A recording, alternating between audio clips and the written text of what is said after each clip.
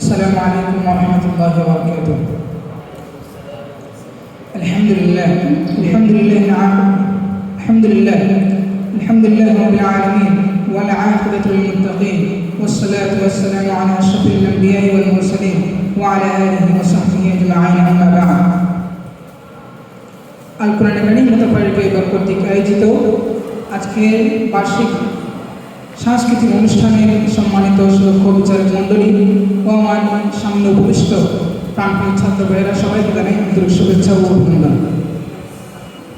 সম্মানিত উপস্থিতি, আজ আমার বক্তব্যের বিষয়বস্তু হল বৈষম্যবিরোধী ইসলাম। ইসলাম কখনো কোনো বৈষম্যকে সমর্থন করে না, এমনকি মানুষে মানুষে ভেদাভেদ দূর করতে ইসলাম প্রবর্তন করেছে যোগোপযোগী বহুবিধি বিধান। এবং ইসলাম মানুষের মধ্যে অর্থনৈতিক দিক দিয়ে বৈষম্য রোধ করতে ব্যবস্থা করেছে জাকাতের। আর সমগ্র মুসলিম উম্মাহ ঐক্যবদ্ধভাবে একই কেবলামুখী হয়ে নামাজ আদায় করে সামনের ডাক দিয়ে যাচ্ছে। এই সাম্য এবং ঐক্যের জন্য আজ হজের বিধান চালু করা হয়েছে, যেখানে সবাই একই পোশাকে হজ আদায় করবে। ইসলামের দর্শন হলো পুরো সৃষ্টির একটা পরিবারের মতো।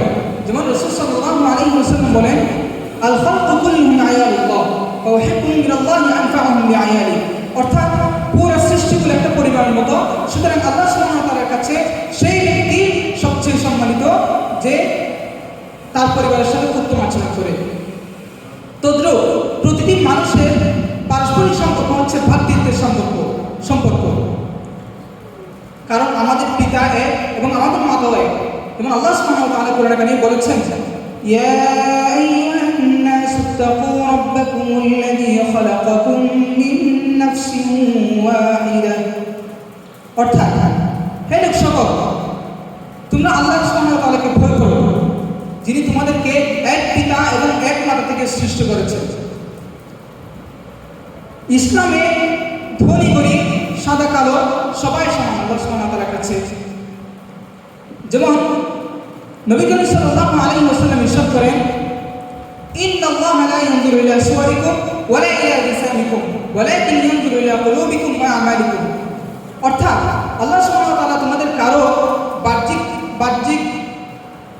আকৃতি এবং দেহ আকৃতি দেখবেন না, বরং তিনি তোমাদের অন্তর এবং তোমাদের আমল দেখবেন। কিভাবে ইসলাম বর্ণ নিয়ে বৈষম্য করতে পারে? যদি এটাই যদি হয়, তাহলে রাসূল সাল্লাল্লাহু আলাইহি ওয়াসাল্লাম বিলাল রাদিয়াল্লাহু আনহু মতো একজন কালো কুষ্ঠিকীর দাসকে কখনো মুসলিম নবীর মুয়াজ্জিন হিসেবে নিযুক্ত করতেন না। অথচ আজ আমরা বর্তমান দেখতে পাই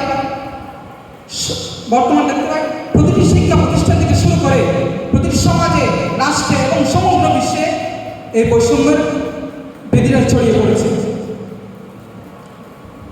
সম্মানিত উপস্থিতি, একদা রাসূল সাল্লাল্লাহু আলাইহি ওয়াসাল্লাম হযরত আবু যর রাদিয়াল্লাহু আনহু তার গোলামকে বকাঝকা করেছিলেন এবং তার মায়ের ঘরে পড়ুক দিয়ে করেছিলেন। এটা রাসূল সাল্লাল্লাহু আলাইহি ওয়াসাল্লাম শুনে তাকে কঠোরভাবে হুঁশিয়ারি করে বলেন, তোমাদের মধ্যে আসলে এখনো জাহিলিয়াতের সব রয়ে গেছে। তারা তোমাদের ভাই, তারা তোমাদের অধীনে রয়েছে। সুতরাং তোমরা যাই খাবে তাদেরকে তাই খাওয়াবে, তোমরা যাই পরিধান করবে তাদেরকে তাই পরিধান করাবে।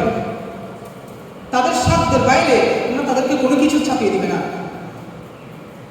কিন্তু বর্তমান বিশ্বে উন্নত জাতি গঠনের জ্ঞান দাবিদার পাপীরাই ধনী গরিব এবং কালো সাদা, শিক্ষিত ও অশিক্ষিতের মাঝে পার্থক্য করে সমগ্র বিশ্বে বিশৃঙ্খলা ছড়িয়ে দিচ্ছে। অথচ রাসূল সাল্লাল্লাহু আলাইহি ওয়াসাল্লাম আরফাতের ময়দানে 1415 বছর আগে সেই বিদাহর ভাষণে এই বর্ণ বৈষম্য রোধ করার ব্যাপারে সতর্ক করে বলেছেন, হে মানব জাতি, তোমরা প্রত্যেকেই মুসলমান, তোমরা একে অপরের ভাই, তোমাদের মধ্যে কোনো পার্থক্য নেই। সুতরাং আল্লাহ তোমাদের মধ্যে কোনো পার্থক্য নেই, তোমাদের ছোট এবং বড় তাদের মধ্যে কোনো ভেদাভেদ নাই। আল্লাহর কাছে নির্বিশেষে সবাই সমান। তোমরা নারী জাতির কথা কখনো ভুলে যেও না। পুরুষের উপর নারীর যে অধিকার রয়েছে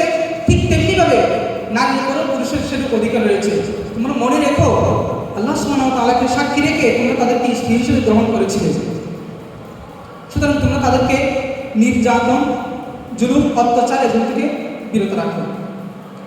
এবং তিনি আরো বলেন তোমরা কখনো তোমাদের নেতাদের আদেশ লঙ্ঘন করো না। যদি তোমাদের মধ্য থেকে কোনো প্রিয়দাসকে নেতা হিসেবে নির্বাচন করা হয় এবং সে যদি আল্লাহ সুবহানাহু ওয়া তাআলার বিধান অনুযায়ী রাষ্ট্র পরিচালনা করে, তোমরা তাকে মানতে বাধ্য। সম্মানিত উপস্থিতি, আমাদের সমাজ থেকে বর্ণ বৈষম্য দূর করতে হলে, সমস্ত বৈষম্য দূর করতে হলে রাসূল সাল্লাল্লাহু আলাইহি ওয়াসাল্লামের